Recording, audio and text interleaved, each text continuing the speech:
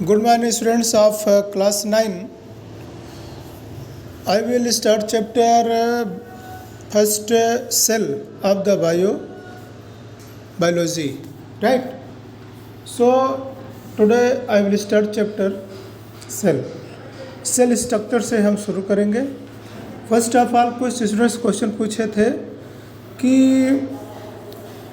Who invented electron microscope. तो electron microscope was invented by Knoll and Ruska of Germany.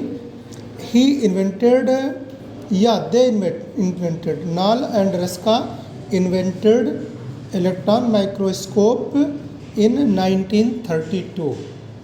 In 1932, electron microscope was discovered by Nall and Raska, and in 1940 it was used. It was used in society. So this was question. This was answer of the question. Now some students asked what is paramecium, what is amoeba. So I want to tell them those students paramecium and amoeba, they are unicellular organisms. Unicellular organisms means उनकी body एक cell की बनी होती है। वो living thing है लेकिन एक सेल के बने होते हैं और वो एनिमल सेल के करैक्टर रखते हैं। एनिमल सेल के करैक्टर रखते हैं। तो एक करके ऑर्गेनिज्म है, यूनिसेलुलर ऑर्गेनिज्म है। अब मैं यह शुरू करूँगा आपका चैप्टर सेल स्ट्रक्चर से। सेल स्ट्रक्चर तो देखिए, सेल स्ट्रक्चर अगर हम जानना चाहें तो सेल बहुत टाइप की होती हैं, डिफरेंट टाइप की होती हैं। कुछ सेल ओवल होती हैं, कुछ सेल रेक्टेंगुलर होती हैं, कुछ सेल थ्रेड लाइक होती हैं। तो बहुत सारे टाइप की सेल्स होती हैं। अंडरस्टूड। और जैसे ये सेल है आपके सामने, ये पूरा एक एनिमल सेल है, राइट। और ये आपका न्यूक्लियस हो जा रहा है, ये न्यूक्लियस है लिखा हुआ है। और ये दोनों ये सब एंडोप्लाज्मिक रेटिकुलम है। अब यहाँ रफ एंडोप्लाज्मिक रेटिकुलम लिखा है क्योंकि यहाँ राइबोसोम जुड़ा हुआ है। तो जिस एंडोप्लाज्मिक रेटिकुलम से राइबोसोम जुड़ा होगा उसे रफ एंडोप्लाज्मिक रेटिकुलम कहते हैं, राइट।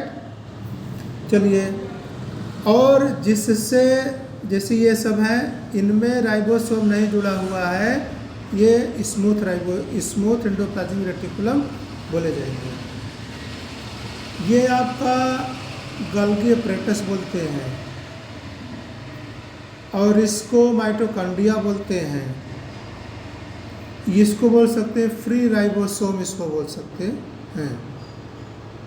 तो ये मेन ऑर्गेनेज ऑफ द सेल, ये यूकैरियोटिक सेल का स्ट्रक्चर है।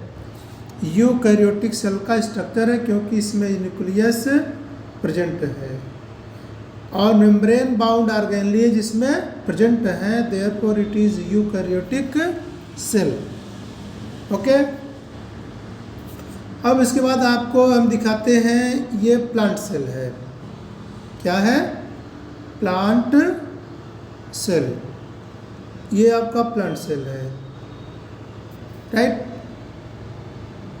तो प्लांट सेल में क्या होता है आप देख लीजिए। एक मोटी सी सेल वॉल है इसमें,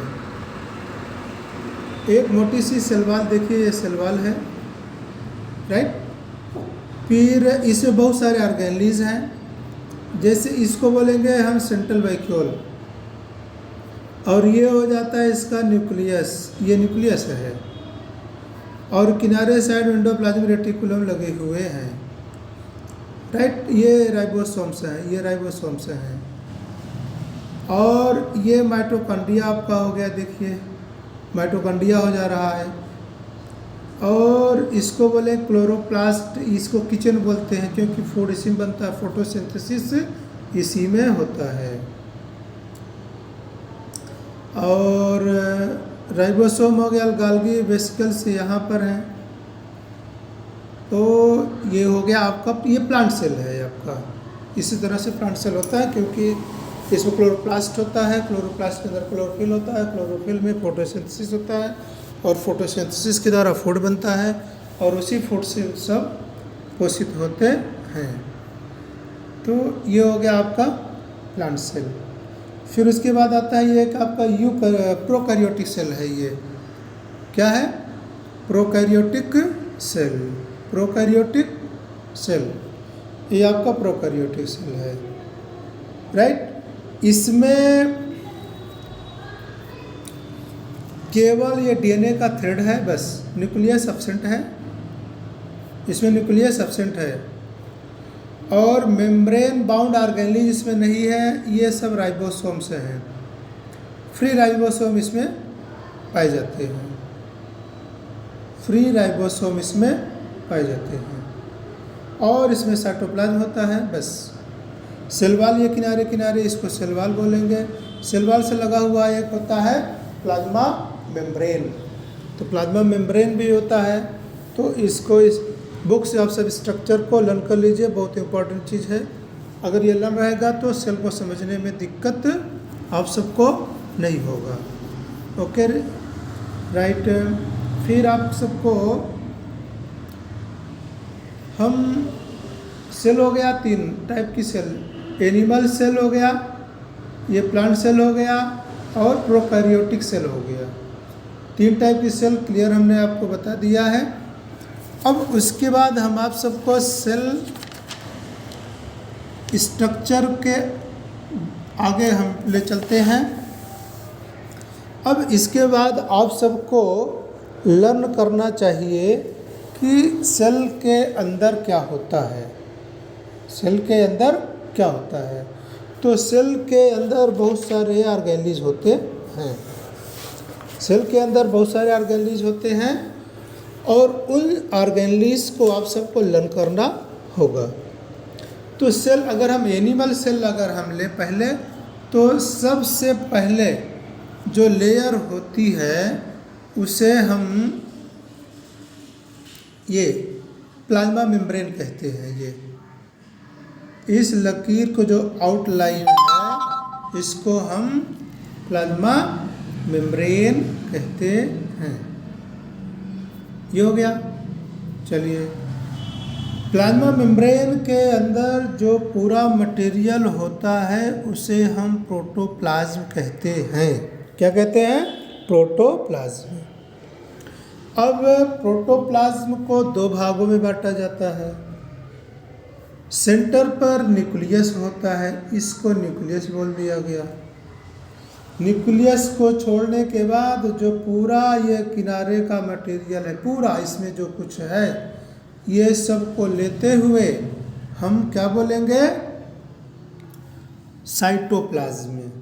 क्या बोलेंगे? Cytoplasm, right. तो ये आपका साइटोप्लाज्म है। ये न्यूक्लियस जो होता वो भी साइटोप्लाज्म में डूबा होता है। तो ये आपको हमने बताया कि सबसे बाहर प्लाज्मा मेम्ब्रेन होती है। प्लाज्मा मेम्ब्रेन के अंदर पूरे मटेरियल को प्रोटोप्लाज्म बोलते हैं। प्रोटोप्लाज्म 2 भागों में बटा होता है, न्यूक्लियस और साइटोप्लाज्म में। चलिए, अब न्यूक्लियस का स्टडी हम करेंगे, लेकिन उसके पहले और जान लीजिए क्या क्या होता है। वो पहले मैं बता दिया हूँ। एंडोप्लाज्मिक रेटिकुलम होता है, माइटोकॉन्ड्रिया होती है, गोल्गी एपैरेटस होता है, राइबोसोम होता है, लाइसोसोम होता है, सेंट्रियोल होता है, प्लास्टिड्स होते हैं। ये सब साइटोप्लाज्म में होते हैं। Okay children. तो अब हम आप सबको एक एक जो ऑर्गेनेल्स होते हैं उनका स्टडी करना है, बहुत ज़रूरी है ये। एक एक ऑर्गेनेलिस आप डायग्राम ज़रूर इसमें बनाइए। ये चैप्टर जो बायो का होता है, बिना डायग्राम का कोई स्टडी नहीं हो सकता है, इसलिए डायग्राम से भागिए नहीं। डायग्राम बना बना करके हर चीज़ को आप क्लियर कर लीजिए। अब यहाँ से हम सेल के ऑर्गेनेलिस को शुरू करेंगे। तो अगर हम पहली ऑर्गेनेलिस लेंगे तो सबसे पहले आपका होता है प्लाज्मा मेम्ब्रेन। क्या होगा? Plasma membrane. तो आज मैं आप सबको प्लाज्मा मेम्ब्रेन के बारे में बताऊंगा। तो प्लाज्मा मेम्ब्रेन एक झिल्ली, बहुत महीन पतली सी झिल्ली होती है जो सेल वाल यहाँ तो नहीं, एनिमल सेल में सेल वाल नहीं होता है, जो पूरे ये सेल के अंदर का मटेरियल होता है उसको बांध कर रखता है। सेल के मटेरियल को बांधने का कार्य कौन करता है? Plasma membrane. Cell membrane, plasma membrane, unit membrane, 3 नाम है इसका। प्लाज्मा लेमा भी बोलते हैं। तो ये आप सबका